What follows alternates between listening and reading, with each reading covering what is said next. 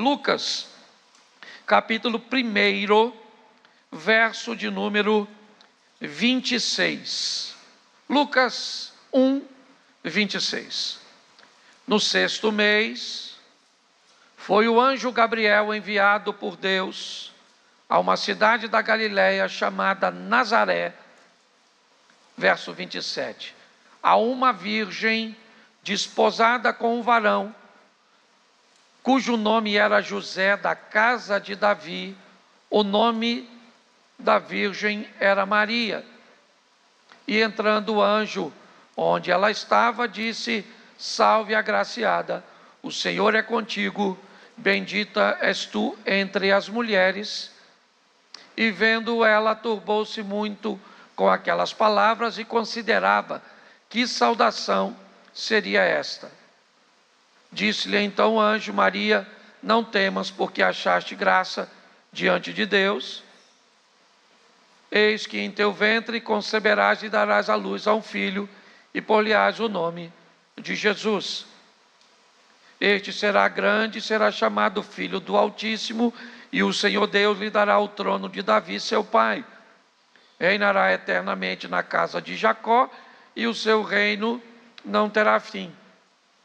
Disse Maria ao anjo: Como se fará isto, visto que não conheço varão? Mateus, capítulo 1, verso de número 18. Mateus 1, 18. Ora, o nascimento de Jesus Cristo foi assim: estando Maria, sua mãe, desposada com José, antes de se ajuntar, achou-se ter concebido do Espírito Santo. Então José, seu marido, como era justo e não a queria inflamar, intentou deixá-la secretamente.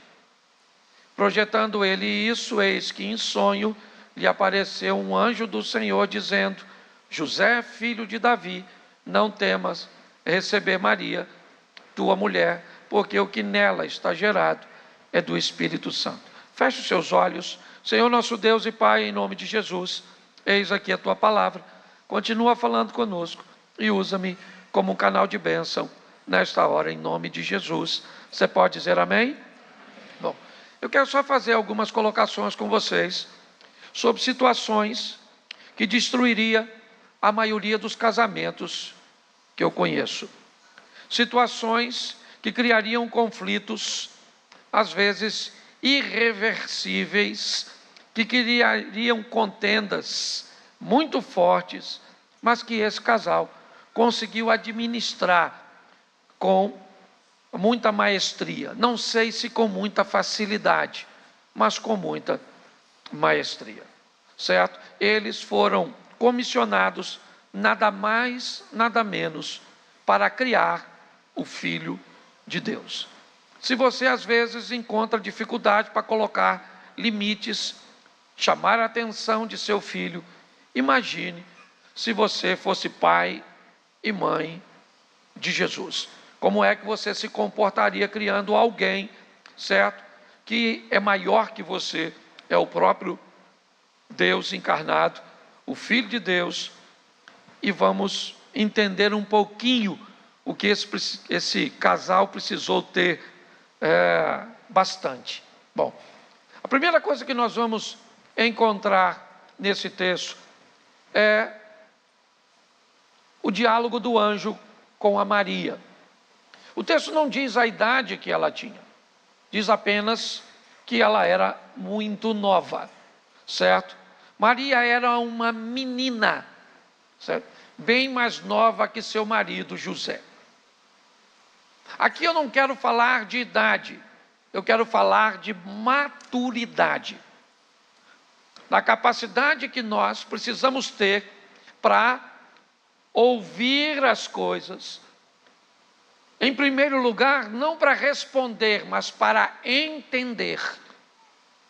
É muito comum nós ouvirmos já intencionados em responder, e não nos preocupamos, né, em entender primeiro, entender não apenas o que está sendo dito, por quem está sendo dito, em que momento quem está falando está vivendo, quais são as circunstâncias periféricas, o ambiente ao redor, qual é o ambiente interior de quem está falando. Normalmente nós não nos preparamos para isso, nos preparamos apenas para ouvir e estabelecer uma boa resposta depois dessa audição, mesmo que quando formos responder, o outro descubra que essa pessoa está respondendo a algo totalmente oposto ao que estava sendo dito. Eu não sei se você já teve essa situação, na hora de conversar com seu filho, com seu cônjuge, descobrir que quando ele te responde, parece que ele não entendeu nada do que você disse, porque na verdade ele não ouviu para entender, ele ouviu para responder. E isso gera muito conflito. Então vamos ver aqui, o anjo aparece para essa jovem, certo? Que ela era extremamente nova e, segundo ela mesma, era virgem. Essa não é uma ideia nossa, não é uma ideia da Igreja Católica, não é. Por mais que as pessoas tentam alegar que a informação, certo, coloque sobre Maria não apenas uma idade muito precoce, mas ela não ser virgem, ela faz questão de dizer: eu não tenho a mínima condições ou condição de ficar grávida por uma coisa muito simples. Eu não conheço homem, certo? Eu não tenho relacionamento sexual. Eu estou prometida em casamento a um homem, mas eu não me relacionei com ele ainda. Então não há possibilidade de eu gerar um filho. Essa é a conversa da Maria com um anjo, certo? Ela está conversando com ele dizendo que ela vai engravidar, e ela rebatendo, dizendo que não há nela condições de engravidar, porque ela é virgem. Então o anjo apresenta para ela outra opção, que Maria não conhece, certo? E pouco entende. O anjo disse: o Espírito Santo descerá sobre ti, certo? E você vai ficar grávida do Espírito Santo. Essa é a conversa, tá certo? O anjo então explica mais uma coisa a Maria. Para você entender, Maria, o que está acontecendo, você fica sabendo agora que Isabel, sua prima, a esposa de Zacarias, aquela que além de ser estéril, ela é idosa, ela já atravessou o período da menopausa, ela está grávida no 6º mês, lá nas montanhas. Isso é o anjo conversando com a Maria, tá certo? Então tá bom. A Maria diz para o anjo: tá tudo certo, que cumpra-se em mim. Então, sendo assim, o anjo virou as costas e foi embora, ok? Assim que o anjo foi embora, a Maria arruma as suas coisas e vai para as montanhas. Vai fazer uma visita a Isabel, ok? A sua prima. Para quê? Maria vai averiguar se Isabel está grávida. Olha a maturidade dessa menina.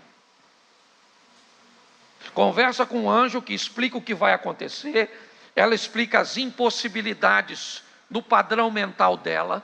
O anjo então leva a conversa para um âmbito espiritual, explica que o Espírito Santo vai engravidá-la, certo? Maria começa a entender se ela vai gerar o Messias, alguém tem que precedê-lo, ok? Então o anjo diz, certo, que sua prima nas montanhas está grávida do 6º mês. Lembra? Voz do que clama no deserto, ele prepararia o caminho o anjo começa a explicar a Maria algumas coisas. O anjo vai embora, Maria arruma as coisas e vai ver se o que o anjo está falando é sério.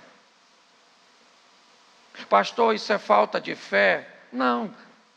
Ela já assumiu sua fé quando botou sua vida em risco, dizendo: eu aceito ficar grávida mesmo virgem. Eu não vou ter como explicar. Então a fé ela já mostrou quando disse sim. Agora ela está mostrando a maturidade. Entendeu? Agora ela vai na casa da Isabel para ver como é que as coisas estão lá. O que é isso? Isso é um ensinamento que muitas vezes, se nós averiguássemos com mais cuidado grande parte das coisas que vivenciamos em nossos relacionamentos, evitaríamos muitos problemas, muitas discussões. Às vezes alguém te diz algo: vi seu marido assim, aconteceu isso assim, vi seu filho desse jeito. Você já pega. Ela não. O anjo falou, ela não falou nada. Beleza, seu anjo. Já entendi, vou engravidar. O anjo. Agora Maria tem outro problema. Qual é? Falar com Zé. Engravidar é mole, mano. Quero ver contar para o José. Pensa, constrói na sua cabeça. Eu não vou falar sua esposa, não. Eu vou falar sua filha. Pensa, sua menina assim, 16 a 19 anos, fala para você assim: pai, essa semana estava aqui em casa, apareceu um anjo no meu quarto, engravidei.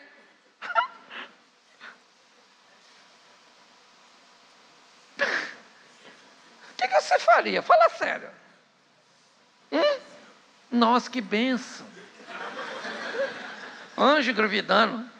Na Amazônia os botos engravidam, porque anjo não pode engravidar, né? Para pensar. Pensa numa coisa. Eu só quero saber como é que a Maria vai contar para o Zé, porque eu fico imaginando a senhora para contar que gastou 150 no cartão.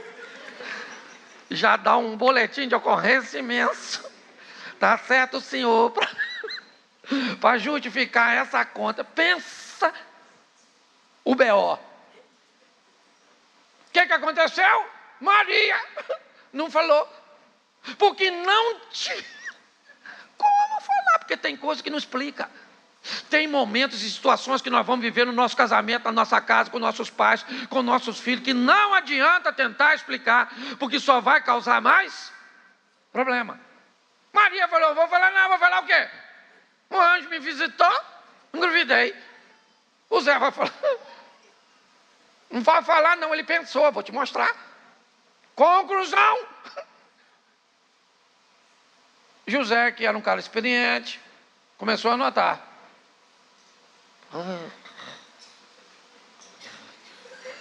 Canela inchando, os peitos volumando. Zé falou: caraca, maluco. Levei uma bola nas costas. Ué, pensou? Eu estou falando aqui, eu não estou desmoralizando ninguém não. Por favor, se você é católico, respeita a sua, ok? Eu estou explicando porque o negócio ficou doido. O bagulho aqui, o Zé está olhando, a dona está grávida, mano. E o Zé falou: não fui eu. Sabe? Aquele cara que puxou um tiro, uma espingarda para dar um tiro no leão que vinha. E quando ele olhou, era um guarda-chuva, ele tirou e o leão caiu morto. Ele com o guarda-chuva. O que ele entendeu? Quem tirou não fui eu. Alguém tirou no leão. Ele pensou: o filho não é meu. Se o filho não é meu, é de anjo? Você ia pensar nisso?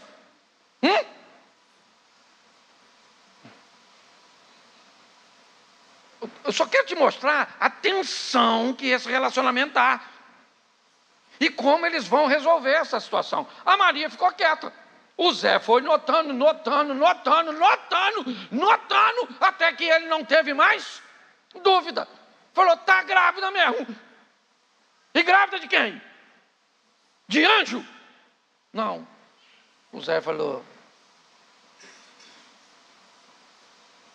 eu vou embora. Eu não vou denunciar a Maria. Eu não vou fazer isso. Eu não vou fazer.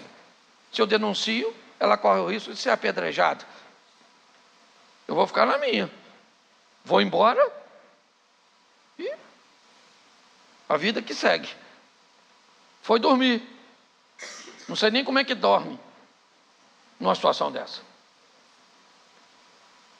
O anjo foi e falou com ele. Zé, acorda. Maria está grávida mesmo. Suspeitas concretizadas. Mas ela não está grávida de homem nenhum não, rapaz. Ela está grávida do Espírito Santo. Esse menino vai nascer, não é seu, mas é seu. Você cria. E pronto. E o Zé acordou. Pastor, o que é isso? Isso é porque esse casamento funcionou. Porque presta atenção, era uma menina madura, apesar de jovem, vivendo com um cara maduro, apesar da idade. Porque a idade não amadurece ninguém. Duas pessoas maduras, idades diferentes, mas a maturidade de Maria para lidar com a situação, aceito, não entendo, verifico, dá certo.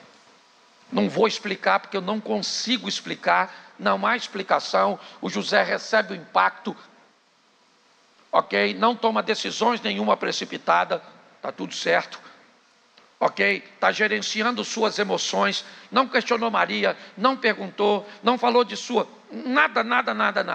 Ele estabelece uma estrutura, eu vou me embora. E nesse ambiente o anjo, já que Maria não explica, o anjo vem explicar a José. Porque coisas que você não explica, peça a Deus para explicar. Não tem como explicar? Explique, peça a Deus. Entendeu?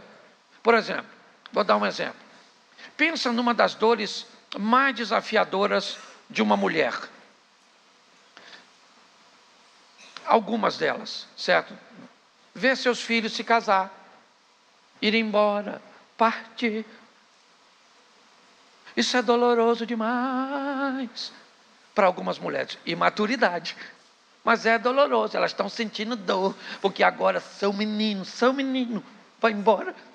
O menino já tem 30, já está fazendo hora extra nessa casa, certo? E a senhora deve ser mãe de Peter Pan. O que acontece é o seguinte, o menino, eu vejo isso. Na verdade, o que as mulheres pensam é o seguinte, o homem que eu queria que fosse embora está ficando. O homem que eu queria que ficasse está indo embora. É mais ou menos isso. Tá certo? Então tem que ter maturidade para encarar determinadas coisas. Então uma sogra madura, o que ela falaria? Se fosse madura? Minha nora, chega aqui.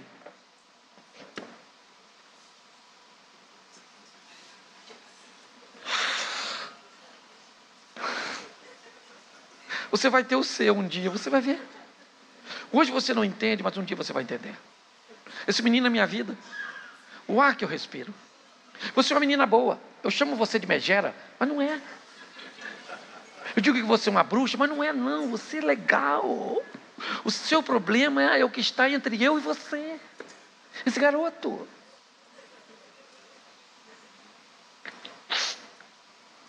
Não podia ser assim? Então não leva ele de uma vez não. Vamos fazer guarda compartilhada. Me ajuda. Não seria legal sim ou não? Mas a imaturidade faz com que às vezes uma se torne inimiga da outra. Imaturidade. Porque tem coisas que às vezes não dá a dor de uma sogra, às vezes ao perder. É um negócio difícil, a dor do ciúme. Eu já falei isso aqui, eu era tão ciumento, eu já quase acabei com o meu casamento, mas pensa num cara ciúme. Eu tinha ciúme dos filhos. Uma vez, eu fui numa festa, e todas as vezes que eu for, eu vou abrir meu coração aqui, eu já falei uma vez,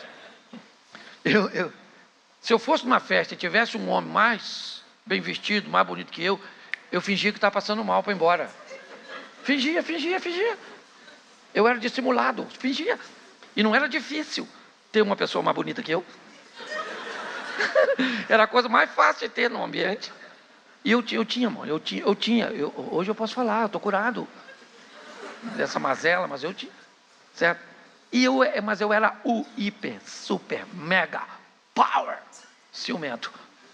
Aí uma vez eu fui numa festa com ela, e ela foi no banheiro, e a minha cabeça falou que tinha um outro homem lá, dentro do banheiro, e ela estava demorando, irmão. Falei, agora que eu vou pegar essa vergonhice, eu vou pegar é agora. É porque é uma dor que às vezes você não explica, você não tem controle. Você vai precisar de maturidade. Aí eu falei, quer ver? E eu vou justificar, vou falar que eu estou com vontade de ir no banheiro, ela não vai nem suspeitar. E eu vou pegar agora. Fui para a porta do banheiro. E ela está demorando. Eu falei, a hora que... não vou arrebentar, é tudo. Ela abriu a porta. Ela falou, claro. Eu falei, eu estou com vontade de ir no banheiro. Menino, eu entrei no banheiro, não tinha ninguém. Mas sabe o que a minha mente falou? O cara saiu nu basculhante. É só para você entender, às vezes a dor é um negócio, as pessoas fazem, ok? É difícil de explicar. Só quem já passou por situações, e dentro, às vezes no momento de fúria, de dor, certo? Que você está descompensado, o negócio, falta de maturidade. O Zé controlou isso. E o anjo foi lá e falou, Zé, segura a onda. Maria maneira, pode casar com ela. Mas foi difícil, foi ou não foi? Sim ou não? Isso aí. Aí o Zé casou. Mas também pode fazer sexo não. Ele falou que ele não conheceu a Maria enquanto Jesus não nasceu. Eu gosto desse relacionamento, que é um relacionamento maduro, certo? Que entende a importância do sexo, que é Deus que criou, então não tem pecado nenhum. Tá certo? Quando se faz dentro dos padrões morais do Senhor, mas não fez, eu não vou mexer nisso aqui, porque esse é um assunto mais delicado. Mas aí a Maria tá para dar a luz, já está para 8 para 9 meses. O tal do César Augusto lá, mandou fazer um censo, uma contagem, onde cada um tinha que contar na sua cidade. E aí agora vem outro problema. A Maria está para dar a luz. E o José precisa ir preencher o censo. E agora? O José resolve, quem preencheria o censo era só os homens, não seriam as mulheres. Então Maria não precisa, até porque ela não precisa ir para Belém, ela é natural de Nazaré. Mas o José vai levar Maria. Grávida de 8 para 9 meses. Não era melhor mandar a Maria para casa da mãe dela, sim ou não? Sim ou não? Para ganhar o bebê em segurança, tranquila, com conforto. Mas não, o José falou com a Maria, Maria, eu vou lá em Belém, vamos embora? Maria falou, vão. Pensa numa viagem desgastante. Demorou mais, porque o jumento tinha que ir só de primeira. Pensa. Zé. Nossa, quero ir no banheiro, Zé. Zé, não está dando falta de ar aqui, Zé. Nossa, era desconfortável, sim ou não? Sim ou não? Mas às vezes o seu casamento coloca você em situações desconfortáveis que você tem que aprender a conviver e a vivenciá-las juntos. O José não precisava levar a Maria. Às vezes tem tarefa, eu falo isso. Hoje a gente tem tarefa, às vezes, que são complicadas para fazermos junto. Porque um gosta de ir, o outro não. Por exemplo, a casa de sua mãe. Às vezes é um ambiente, às vezes uma festa de amigos. Os amigos são dele, a senhora não tem nada, a senhora nem roupa tem para ir. A senhora não conhece mulher nenhuma que vai estar lá. Então a senhora quer ir? Não. Ele faz uma alinhadura, vamos, é importante sua presença. Não gosto, ninguém está perguntando se a senhora gosta de ir. Tem. Acompanhar o marido, não tem que ir sempre, mas não pode ir nunca. Não ir nunca. De vez em quando tem que aparecer, igual fantasma. Para a pessoa saber que esse homem aí tem dono. Se a senhora tem um homem, não deixa esse homem aparecer sozinho, não, que não volta mais para casa, não. Não tem mais homem, não. Os homens estão sumindo tudo. E todas as vezes que um homem está dando baixa, ele leva outro com ele. Ainda tá, o negócio está complicado.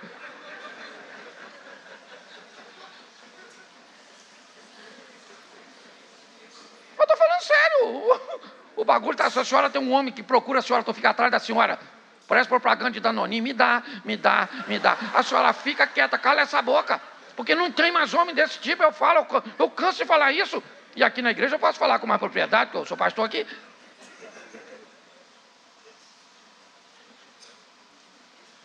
Ué, mas é sério? Então tem tarefas que são desagradáveis. E quando alguém está exposto... Quem é mulher que não gosta de passar roupa, levanta a mão. Não gosta de passar roupa. Pode levantar bem alto assim. Não gosta de passar roupa. Isso. Se a senhora, o marido olhou, ela gosta? Não. Ela vai passar? Sim ou não? Vai. Não gosto? Dane-se. Vai passar e vai passar. Agora, um homem que tem uma mulher que não gosta de passar, o que ele deve fazer? Regra número 1. É algo ruim para ela, sim ou não? Sim ou não? Ela é obrigada a gostar? Não. Talvez ela goste de lavar louça, mas não gosta de passar roupa. Mas tem que fazer. Então, o que você faz? Nunca dê mais de uma peça para passar. Só se for para compor, calça e camisa. Nunca dê duas para você decidir. Decida antes, maluco. Se tu der 2 camisas, ela vai olhar para saber se você é aquele cara do... Se multiplica. Você não tem só um tórax, então é uma. Então, outra coisa, nunca entregue na mão. Senão você vai se deparar com uma feição, uma expressão ruim, porque a pessoa não gosta. E não tem que gostar. Então o que você faz? Pega o que quer. Você já sabe. Pega a blusa e a calça. Vai lá na tábua de passar. Coloca. Sai de perto. E avisa, querido, eu vou precisar de passar 2. Está lá. Outra regrinha. Nunca passe por perto para nada enquanto ela estiver passando. Porque tem gente que às vezes vai lá. Posso passar aqui? Pode passar aqui? Ela olha com ferro na mão e diz, eu vou marcar esse bezerro. É, não é verdade? Outra coisa, depois que terminou, durante, nunca faça uma brincadeirinha. Quebrou sua mão? Vou quebrar a sua cara. Você consegue entender? O nome disso é maturidade. Gente, eu gosto porque ele queria levar Maria provavelmente, não, mas ele levou? Sim ou não? Então tem coisas, eles foram juntos. Era desagradável, Maria também poderia dizer, não vou para a casa de mamãe. Maria falou, vamos lá, Zé, vamos lá. Vamos embora, foi devagarzinho. Quando chegou, outro B.O. Só tem problema aqui esse casamento. Não tinha mais lugar para hospedar. O Zé não foi no negócio do Airbnb. Ele não reservou, não. Não reservou, não. Se a senhora... Eu fico imaginando, se fosse a minha mulher. Nós vamos ficar onde, Cláudio? Não, vamos ficar aqui, em qualquer lugar. Vê onde é a sua cova. É uma verdade? Eu acho isso um barato. Chegou, estava tudo lotado, não tem onde ficar. E pronto, e não tem onde ficar, meu irmão.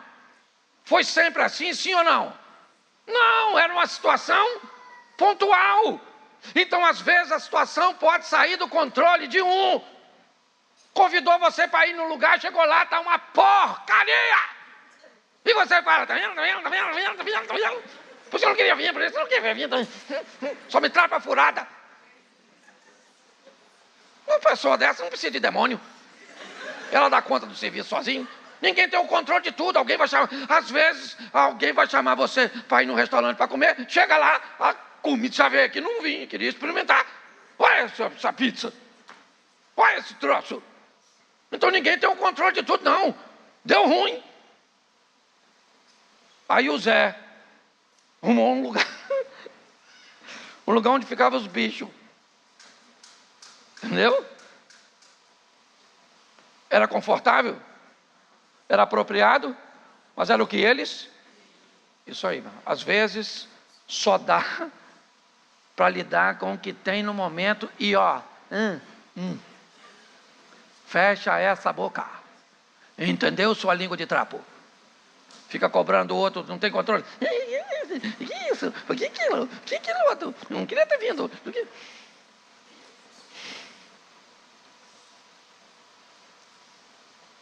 Está lá, quando de repente o esperado acontece. O que é? Maria entra em trabalho de parto. Agora que eu gosto. Quem vai fazer o parto da Maria? O Zé. Ah, se fosse tu, machão. Vendo aquele bebê coroando, aquela cabeça saindo. Só em pensar eu já fico zonzo. Pensa. Foi o Zé. Eu gosto disso. Foi ele que estava lá no momento difícil, sim ou não? É um momento de dor, sua esposa, desafiador, está num lugar que não é dos melhores, mas estão vivendo seus momentos juntos. Jesus nasceu. José vai lá, corta o cordão umbilical, pensa. E está lá. Um momento extraordinário. E não tem muito a ver com o lugar não, viu? O lugar não é dos melhores. Mas melhor que um bom lugar é uma boa companhia. Uma boa companhia vale muito mais. Estavam cumprindo sua missão. Tá os dois ali. Chegaram os caras lá com os presentes. 3 presentes. Certo? O primeiro foi bom, indica que ele é rei, o ouro. O segundo também é bom, diz que ele é espiritual, um incenso. Mas o terceiro é bem ruim, é um produto para passar em defunto. O terceiro indica, já aponta para a morte dele. Maria e José olham aquilo. Notícia boa, 2. Notícia ruim, 1.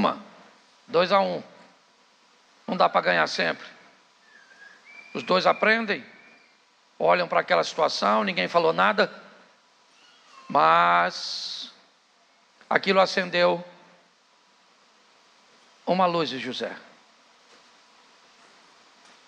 Naquela noite, aquela mirra vai fazer sentido. O anjo aparece para José de novo e diz: José, não dá para voltar para Nazaré. Lá está a sua carpintaria, lá estão as suas ferramentas, seus pedidos, clientes, negócios. Mas a hora é de proteger o menino. Pegue o menino e fuja. Estão querendo matá-lo. Agora a mirra já faz sentido, mas agora também faz sentido o ouro. É com recurso do ouro que José vai para longe da administração de Arquelau, o Herodes. Ele é perigoso, ele quer matar o menino. Agora nós temos o negócio em Nazaré e o menino em Belém. E a mensagem é: agora não é hora de pensar em negócios, agora é hora de proteger o menino, de cuidar da família. Homens, somos muito preocupados, em grande maioria, principalmente os mais velhos, a ser o mantenedor, a ser o cara da provisão, a ser o protetor. E às vezes para isso entregamos nosso dia, nossa noite, os nossos finais de semana, o nosso tempo. Mas aqui nós temos uma lição deste casal, que nos ensina que precisamos proteger nossos filhos. José então vai para o Egito e fica lá até que o anjo lhe avise. Herodes morreu, já dá para voltar. E ele volta. Agora o próximo episódio, Jesus tem 12 anos de idade. O casal continua criando Jesus. Vão para a festa da Páscoa em Jerusalém. E Jesus some. Ele desaparece. Eles não conseguem achar Jesus. Provavelmente eles não vinham juntos. E no final do dia, quando José encontra Maria, eles perguntam um ao outro: cadê Jesus? E nenhum dos dois sabe onde Jesus está. José diz: Maria, cadê o menino? Eu não sei. Achei que ele estava com você, José. Comigo não, Maria. O menino devia estar com você, é responsabilidade sua. Não, José. Ele é um garoto já, tem 12 anos de idade. Devia estar contigo, você é o pai, o responsável. Isso é o que acontece na maioria dos relacionamentos. Quando um problema aparece, nós não queremos resolvê-lo. Nós queremos botar a culpa no outro. Dizer: eu não tenho culpa nenhuma, foi você. Puxou você, foi você que fez. Eu te avisei. Né? Se não bastasse o erro acontecer, você ainda quer dizer que você avisou. Mas isso não aconteceu acontece na nossa casa. Na do José não. Cadê o menino? O menino sumiu. Está com quem? Não interessa. O importante é que não está conosco. E se não está conosco, nós dois vamos procurar o garoto e pronto. Porque nós temos um problema para resolver. E o sumiço do menino é um problema nosso. Entendeu? Sua intimidade está ruim, o problema é de vocês dois. O dinheiro não está legal, o problema é dos dois. O filho está apresentando um problema, o problema é dos dois. Uma mãe está apresentando um problema, uma sogra, o problema é dos dois. Um está desfalecendo na fé, o problema é dos dois. Não vem essa história de botar a culpa no outro, não. Pelo menos aqui nós não vemos isso. Cadê o garoto? O garoto sumiu. Então o que nós vamos fazer? Todo mundo volta para casa. Nós voltamos para Jerusalém. Nós dois. Entendeu, Maria? Eu e você vamos voltar e vamos achar este menino, porque ele é responsabilidade nossa. É isso. Mas não. Em grande maioria, a responsabilidade não é sua, é do outro. É o outro, é o outro, é o outro. Pastor, porque o senhor não conhece ele? Ah, o senhor não conhece ela. Ah, porque o senhor não sabe. Ah, é? Então está certo. Os dois voltam. E aí eu gosto. Jesus está no templo. A dura que a Maria dá nele. A dura que ela deu nele. Você não deveria ter feito isso. Nós estávamos super preocupados com você. Olha o que ela disse. Ela não disse para ele: ah, olha, não. Meu filho, eu e o seu pai estamos procurando por você faz 3 dias. Você é responsabilidade nossa. Você não deveria ter feito isso, Jesus. Vamos embora para casa. Jesus baixou a cabeça e foi com eles, e lhes era sujeito segundo a palavra. O Filho de Deus, ela está dizendo: não deveria ter feito, você fez errado. Não interessa se você é filho de Deus ou não. Você está debaixo da nossa responsabilidade. E foi a Maria que deu a dura. Olha só, hoje, tem pais que até hoje, o filho tem 4, 5, 6, 7 anos. O pai ainda não conseguiu explicar a ele o protocolo de uma igreja, o protocolo de uma festa, o protocolo de um restaurante. A criança não sabe. Não sabe.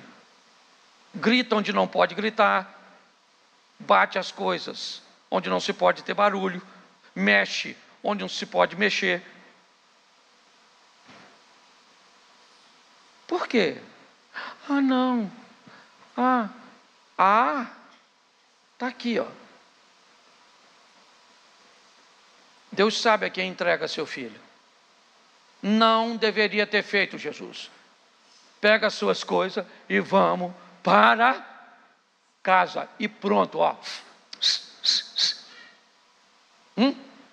Porque nem orar eles podiam. Porque pensa, como é que ora para falar com Deus que o filho dele sumiu? Nem sei como é que é isso teologicamente. Senhor Deus, esse menino que é o Senhor, que o Senhor deixou aqui, sumiu. Não. E sabe o que é mais legal? Como foram discretos.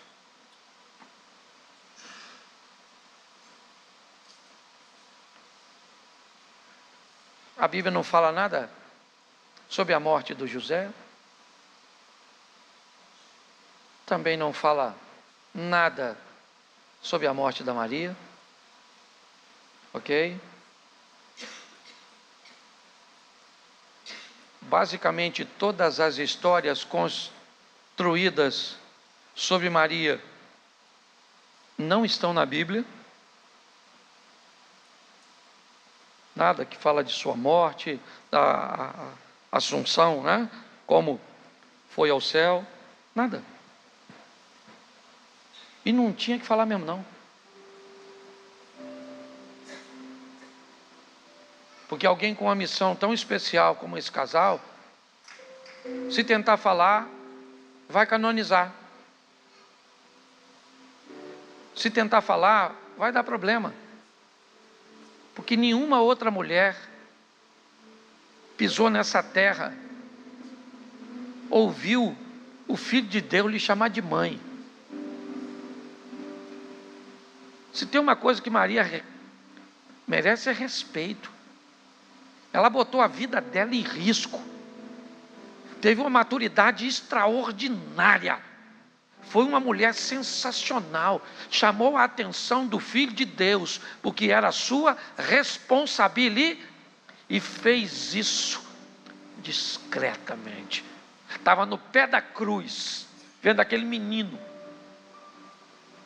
que ela criou. Que ela sofreu tanto. Agora pendurado naquele madeiro. Não há escândalo, elas estão chorando, obviamente. José provavelmente já tinha morrido. E mesmo se tivesse vivo, a Bíblia faz questão de não mencionar a sua presença. Porque problemas nossos, nós resolvemos entre nós. Aqui ninguém tem família perfeita não, meu irmão. Aqui o pau quebra. Assim de gente, ó, chegou aqui no segundo casamento, porque não conseguiu manter o primeiro. E eu não posso mudar o passado de ninguém, mas eu posso influenciar o futuro das pessoas. Agora, cantarei ao meu amado o cântico do meu querido a respeito da sua vinha. O meu amado tem uma vinha em um outeiro fértil, e a cercou, e a limpou das pedras, e a plantou de excelentes vides. Edificou no meio dela uma torre, e também construiu nela um lagar, e esperava que desse uvas boas, mas deu uvas bravas. Agora, pois, ó moradores de Jerusalém e homens de Judá, julgai, vos peço, entre mim e a minha vinha. Que mais eu poderia fazer à minha vinha que eu não tenha feito? E como? Esperando eu que desse uvas boas, veio a produzir uvas bravas. Agora, pois, vos farei saber o que eu hei de fazer à minha vinha. Tirarei a sua sebe, a sua cerca, tirarei a sua cerca para que sirva de pasto. Derrubarei a sua parede para que seja pisada. Feche os seus olhos. Pai, em nome de Jesus, eis aqui a tua palavra. Continua falando conosco e usa-me como um canal de bênção nesta hora. Pelo poder do nome de Jesus. Você pode dizer amém? Bom, nós vamos olhar a parábola da vinha do profeta do Antigo Testamento, apontando para Jesus. Este é Isaías, o também chamado profeta messiânico. O alerta dado por esta parábola é algo muito importante e que precisa ser visto com muito carinho, com muito cuidado, principalmente pelo que andamos ouvindo, certo? Na internet, na visão de algumas pessoas, oferecendo a nós o que chamamos de supergraça. Aquilo que faz com que o homem seja capaz de ser salvo independente daquilo que ele faça. Esse é um texto que nos traz uma consciência muito grande. Eu quero fazer uma reflexão rápida, né, desses 5 versículos. O primeiro começa dizendo: eu vou cantar um cântico do meu querido a respeito da sua vinha. Nós vamos ter uma plantação de uvas como uma forma de comparação entre o povo de Deus, entre o povo escolhido por Deus e a vinha, e a plantação de uva. Então, o exemplo que vai ser dado agora, ele traz a comparação entre você e essa vinha, entre mim e essa vinha. E aí, o texto continua dizendo ainda no verso 1, o meu amado tem uma vinha num outeiro fértil. Preste atenção, porque ele faz questão de dizer que tipo de solo é você. Que tipo de coração você tem? Pois na parábola do semeador, nós vamos verificar que a semente é a palavra de Deus, o solo é o nosso coração, certo? E o nosso solo pode viver em 4 ambientes. O impermeável à beira do caminho, o solo com pedras, o com espinhos e o solo bom. Dessa parábola nós temos 4 solos e apenas um produtivo. O que significa que todos os outros precisarão ser beneficiados para se tornarem produtivos. Mas ele faz questão de dizer que o solo é fértil, que seu povo é fértil, que a igreja é fértil, que você é fértil, que seu marido é fértil, que seus pais são férteis, que sua esposa é fértil. Então ele faz questão de dizer, certo, que ele tem uma vinha no outeiro fértil. Mas como é, se esse proprietário é Deus, como é que ele fez para ter essa vinha? Ele tem uma vinha no outeiro fértil. Mas como ele adquiriu essa vinha? Qual foi a forma de adquirir essa vinha, de adquirir você? A Bíblia diz que você foi comprado. Você foi comprado por preço de sangue. O que foi pago por você é algo valiosíssimo. E ninguém paga muito valor em algo sem valor. É muito importante você entender o quanto você vale. Para quem, pastor? Eu acho que não tenho validade na igreja. Eu acho que não estou valendo nada na minha família. Ninguém me valoriza na sociedade. Ninguém me valoriza na escola. Ninguém me valoriza na família. Quem foi que te comprou? Quem te comprou não foram eles.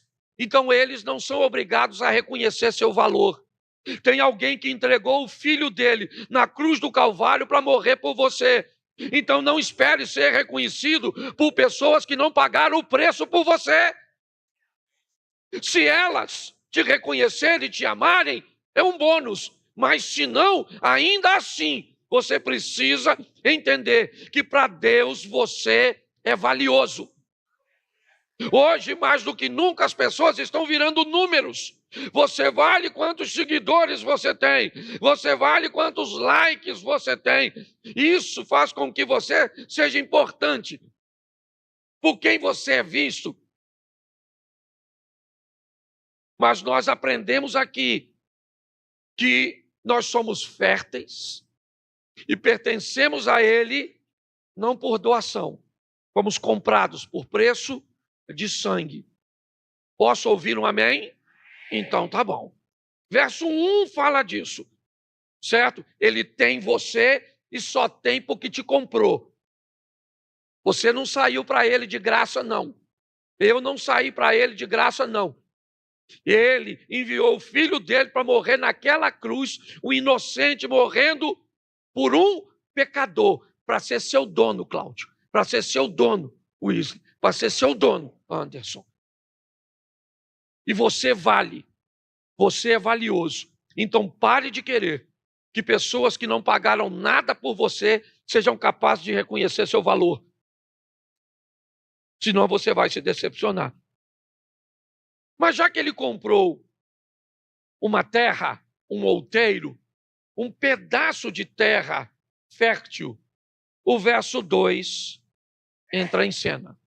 E ele diz que após comprar, ele põe uma cerca. Ele vai cercar. Qual é o motivo da cerca para alguém que adquiriu uma propriedade? É mostrar para todo mundo que aquilo tem dono. Botaram uma cerca, olha, é valioso. Se não fosse valioso, não precisava cercar. Se ele não tivesse preocupado, não precisava botar cerca. Mas ele, assim que compra, ele põe uma cerca. Essa cerca vai dar a dimensão, certo? A todos que passarem por ali, agora sabem que por causa daquela cerca, ela indica que existe um proprietário. A Bíblia diz que nós somos cercados por anjos, diz que nós somos cercados pela palavra,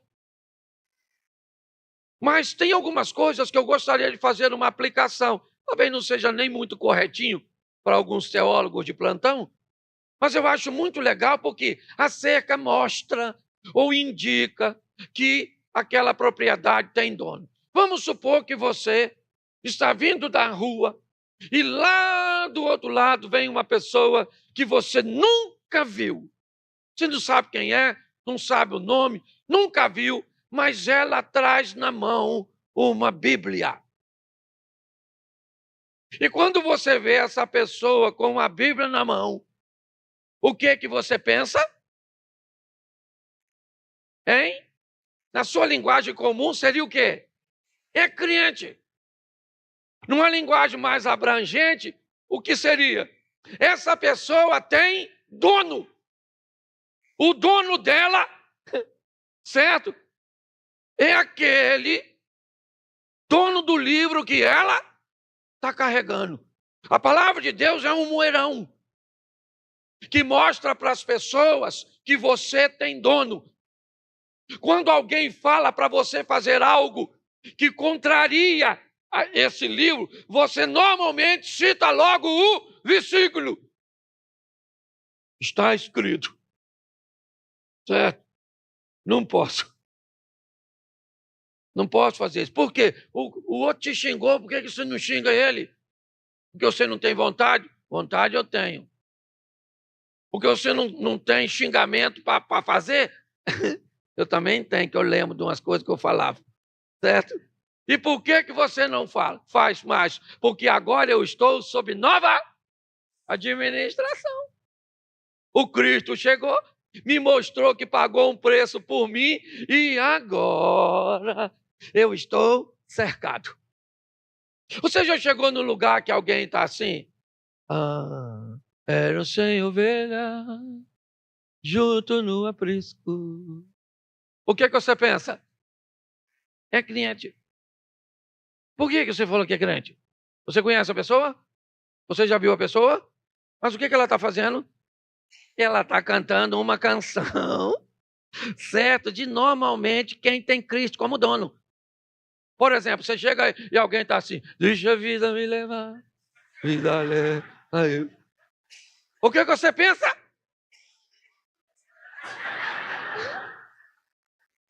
É lógico que eu estou brincando, estou falando simplesmente de uma canção, por favor, não estou, certo?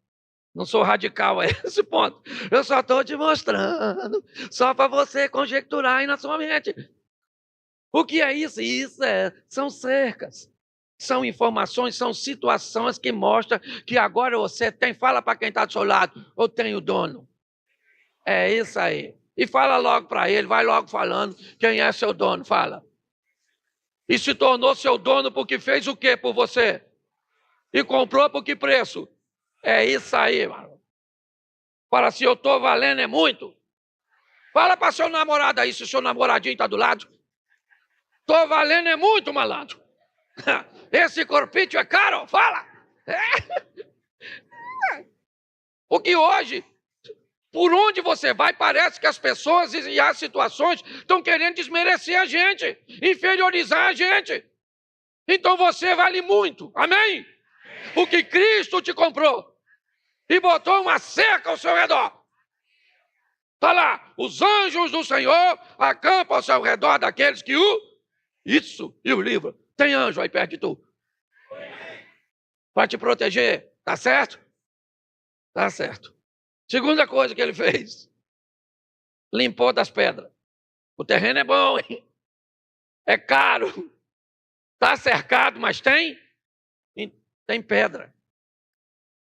Parábola do semeador. Se tem pedra, a raiz não consegue penetrar.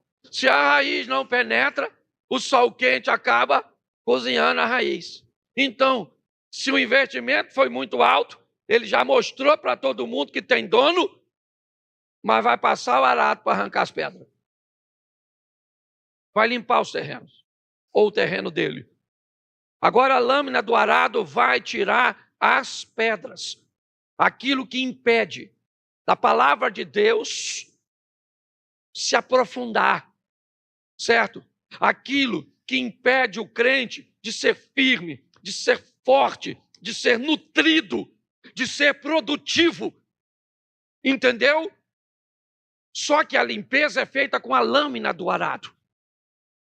E mesmo quando o sistema de arado era de madeira, porque no começo era assim, ele ainda precisava ser pressionado por aquele que estava na mão, com a mão no arado, para perfurar o solo, para pegar aquela pedra que estava lá no fundo e trazer a pedra para cima. Não precisava remover a pedra do local, precisava tirar a pedra do impedimento.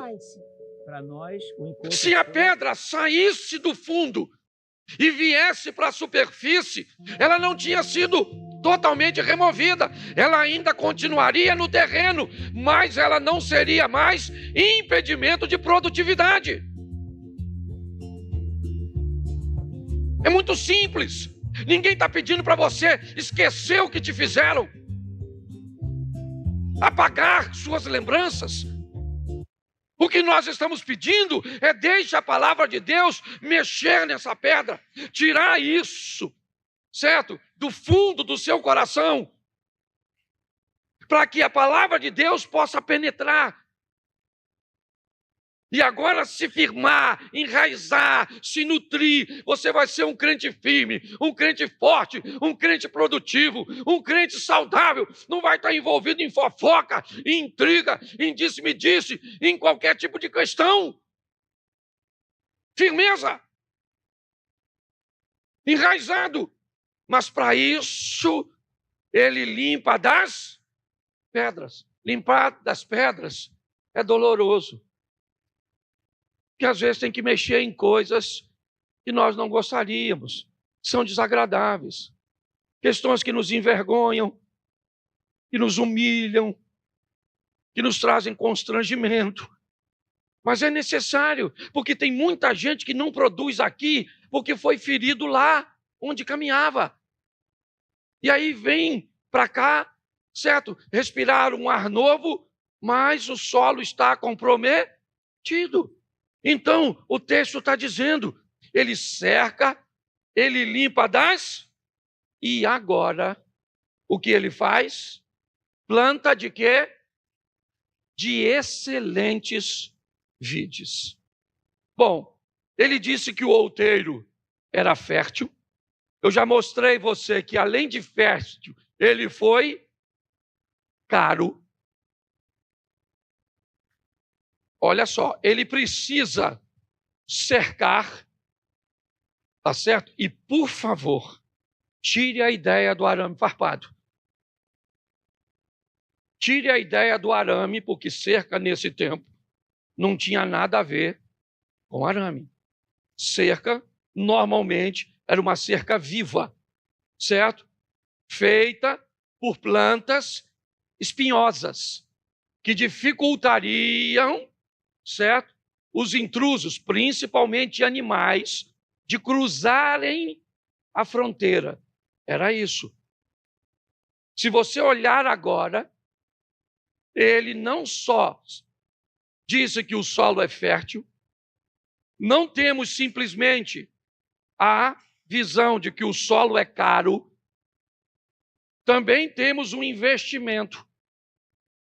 E o investimento aqui, primeiro, é em proteger as raízes, certo? Em proteger o imóvel, primeiro. Cercou. Depois, proteger as raízes. E agora ele seleciona. Não são uvas ruins. As mudas que serão plantadas, elas foram escolhidas. Ele não está jogando ao acaso. Escolheu excelentes vides. Sim. Se é para ser plantado no seu coração, há uma preocupação muito grande do que vai ser plantado. Porque se plantar algo errado, viu o que o Anderson disse na palavra de oferta? Sobre como você enxerga as coisas no seu coração, assim elas se tornam, assim elas são. Então nós temos que ter muito cuidado com que tipo de coisas estão sendo plantadas, porque Deus só quer excelentes vides. Deus está lá, Salmo 1, bem-aventurado o varão que não anda segundo o conselho dos ímpios, não se detém no caminho dos, não se assenta à roda dos, antes tem seu prazer na lei do Senhor, na sua lei medita de dia e por causa disso ele será como uma árvore plantada junto ao ribeiro das águas, cujas folhas não caem, os frutos nascem a seu tempo. Então, nós vemos a preocupação de Deus com o que você escuta, com o que você vê. Então, está certo. Ainda estamos no verso 2. Mais à frente ele vai dizer, depois de plantar de excelentes vides, ele faz o quê? Vamos lá? Deixa eu ver se está aqui. Não, verso 2 ainda. Isso. Edificou no meio dela uma... Preste atenção. É o dono da vinha. Ele comprou. Ela é cara. Ela é fértil. Ele botou cerca. Removeu as pedras. Plantou de excelentes vides. E botou no meio dela uma torre. Note que, novamente, o dono da vinha está preocupado com uma coisa. Para que servia a torre? Para o mesmo propósito da cerca. Para que serve a cerca? Para proteger. Para que serve a torre? Para proteger. Na torre vai o sentinela. A torre está no meio da plantação, para que o sentinela de cima da torre fosse capaz de observar todas as extremidades, porque o dono da vinha tem um inimigo. Vá para o Novo Testamento, vai ser fácil, certo? Ele vem e planta, e enquanto ele dorme, vem o inimigo e planta uma erva daninha. Esse inimigo do Novo Testamento também está no Velho. Esse inimigo do Velho Testamento e do Novo também está na nossa vida hoje. Buscando uma ocasião onde ele possa semear algo nesse outeiro fértil, para que ele cresça e comprometa a produtividade desse outeiro, dessa terra. Então, novamente, ele tem a preocupação com vigilância. É a segunda vez. Aliás, a terceira, porque ao remover as pedras, ele também está preocupado, certo? Com a segurança, com o comprometimento das matrizes que ele vai colocar ali. As matrizes foram escolhidas, são palavras de bênção, são palavras de vitória, são palavras de sucesso, de crescimento, de fortalecimento. Mas ele coloca lá uma torre. E o verso 2 ainda continua dizendo o quê? E ele fez o quê? Me ajude aí. E também construiu nela é claro, o que é um lagar? Naquela época, uma rocha natural ou cavada, onde o piso era inclinado e um dreno estava na parte mais baixa. Nesse ambiente, as uvas eram jogadas, ali eram pisadas, e tudo que saía das uvas percorria o caminho até o dreno. Bom, se ele disse que comprou, cercou, limpou, escolheu a matriz e construiu uma torre, está na hora de dizer ao que veio. Ele não fez tudo isso à toa. Ele fez tudo isso porque ele esperava de você e de mim o quê? Produtividade. E preste atenção, porque a vinha é produtiva. A vinha deu uva. A uva foi levada para o lagar. Só que ele tinha uma expectativa em você. Ele tinha uma expectativa que você fosse doce. Ele tinha em você a expectativa de que as pessoas fossem capazes de descobrir o seu valor. Quando? Quando provasse você. Deus tinha a expectativa de que investiu tanto em você, através de seu filho e toda a preocupação, que ele esperava que a hora que alguém espremesse você, que a hora que alguém apertasse você, você descobriria, ou ele descobriria, de quem você é filho. Ele descobriria quem é o seu dono. Ele descobriria que você seria doce, seria valioso, seria agradável, que todos gostariam de estar com você à mesa. porque nós estamos falando de vinho. Então ele tem uma expectativa, construir nela um lagar. Isso. E esperava que desse uvas boas. Por que eu esperava que desse uvas boas? Primeiro, pelas matrizes que eu coloquei. Se eu coloquei uma matriz boa, eu aguardava, sabe? Se eu coloquei você perto de boas pessoas, se eu dei a você boas instruções, se você é uma pessoa que tem condições de discernir as coisas, não faz nenhum sentido. Eu coloquei tanta coisa boa dentro de você para agora eu ver as pessoas cuspindo você, colocando você para fora, dizendo que você é amarga, que você não tem valor, que é difícil, que não querem estar com você à mesa. Não era isso que ele esperava. Mas foi isso que aconteceu. Depois de tanto investimento que Deus fez em mim e em você, na hora que as pessoas foram nos provar, não estava legal. Estava bem ruinzinho. E aí, o verso 3 entra em cena. Agora é uma pergunta. Agora, pois, ó moradores de Jerusalém e homens de Judá, julgai, vos peço, entre mim e a minha vinha. Verso 4. Que mais eu poderia fazer à minha vinha que eu não tenha feito? O que eu poderia? Me diga. Deus está falando isso para mim, está falando com você. Anderson, o que eu poderia fazer mais para você?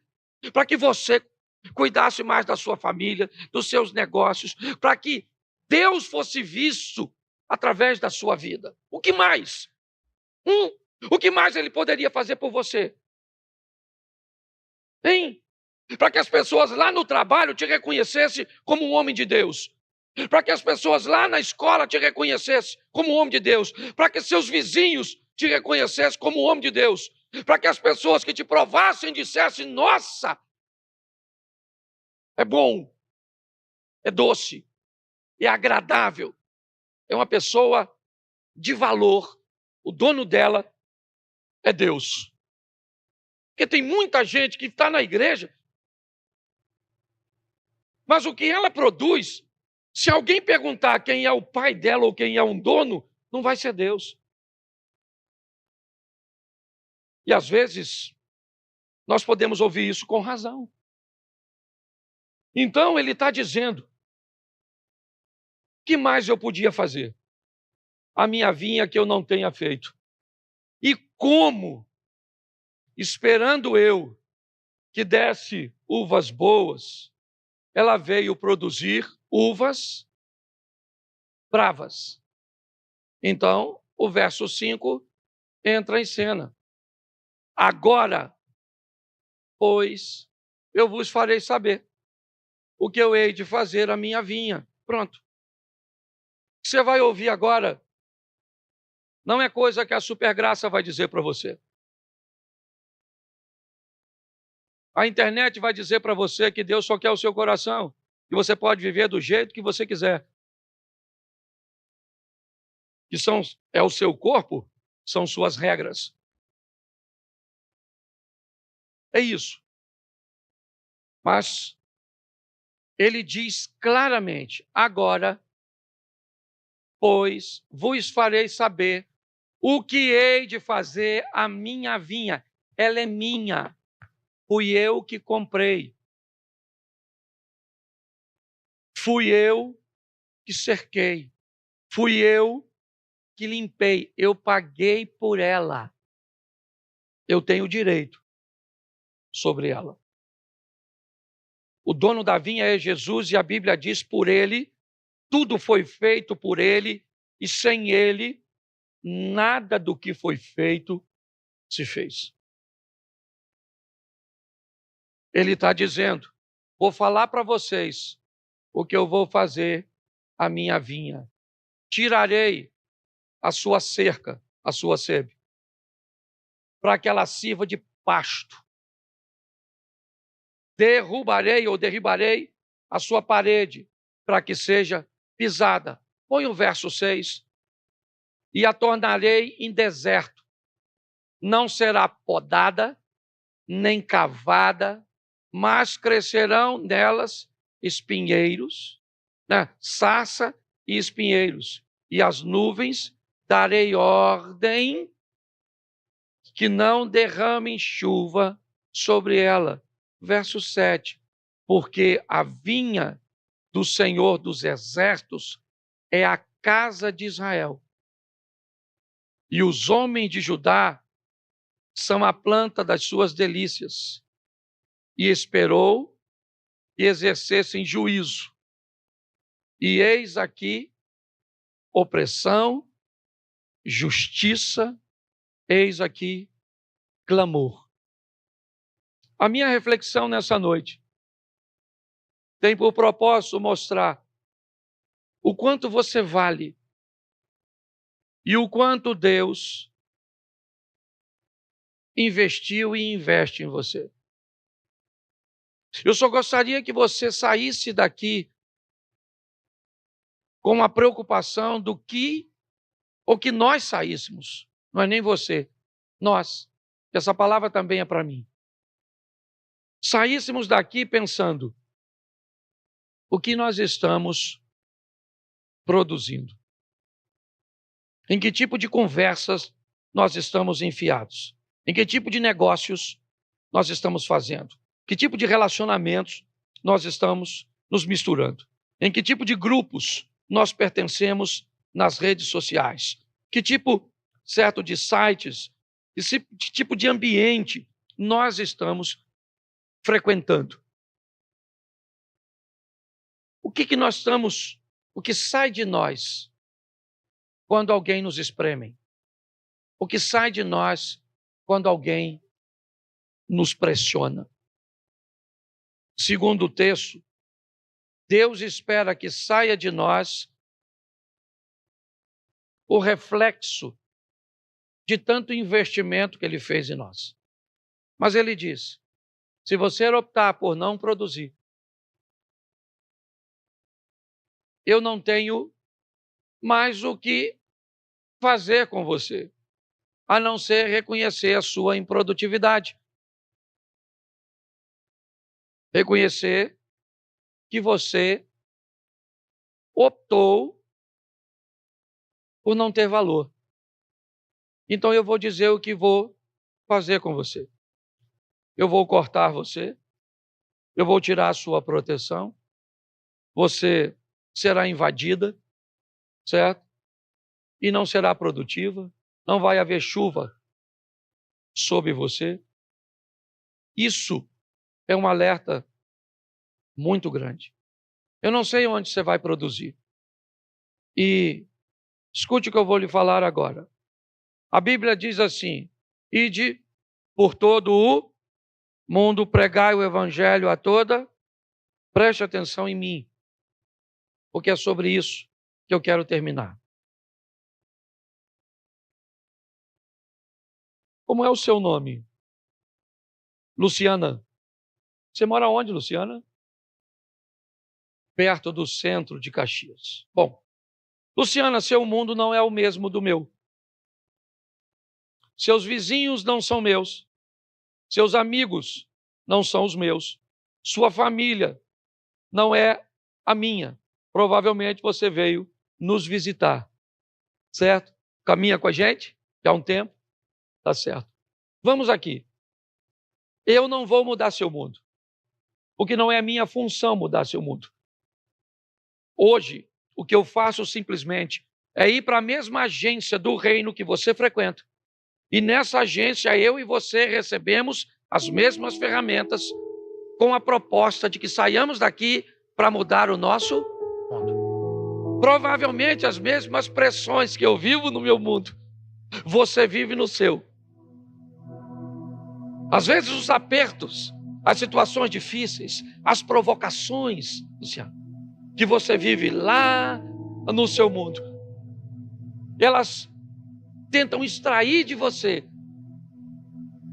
o que Deus produziu em você, o que você é valiosa, porque Ele investiu muito em você. Esse culto já já vai acabar, e o que vai acontecer aqui? Você vai para o seu mundo, e o seu mundo vai querer saber quem é o seu dono. Isso. Seus filhos vão te apertar, seus pais vão te apertar, os amigos da escola, eles vão te espremer, os vizinhos vão te espremer, as pessoas no trânsito, elas vão espremer você, porque é a função dela extrair de você. O mundo é o lagar, onde você é jogado para ser prensado. E lá no cantinho, alguém está esperando.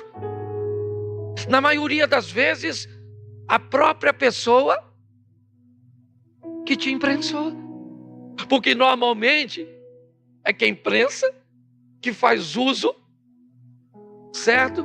Do resíduo removido ou retirado da prensagem. Então, um alerta para todos nós. Produza coisas boas em ambientes desagradáveis. Produza coisas doces em ambientes provocativos. Que as pessoas possam olhar para nós e dizer: por que você é assim? Normalmente, as pessoas não são assim. E você pode dizer ou mostrar: é que Ele me comprou. Ele pagou um alto preço por mim. Mas você não era assim. E por que se tornou? Porque eu não sabia. Depois que eu descobri que Ele me comprou. Depois que eu descobri que Ele me cercou. Depois que eu deixei Ele me limpar. Depois que eu entendi que não podia ser plantado em mim qualquer coisa. Depois que eu me deixei proteger por aquele que estava na torre. Depois que eu aceitei ir para o lagar para ser prensado, provocado, eu descobri que algo saiu de mim. E confesso a você que o lagar sempre fez parte da minha vida. Mas eu confesso a você que em outra ocasião, se alguém me imprensasse, talvez não saísse coisa tão boa quanto sai hoje. Talvez essa seja a sua realidade. Mas não faz nenhum sentido. Se você reconhece quem Ele é e o que Ele fez, ao ser prensado, sair de você coisas ruins. Hoje começa o grande jogo da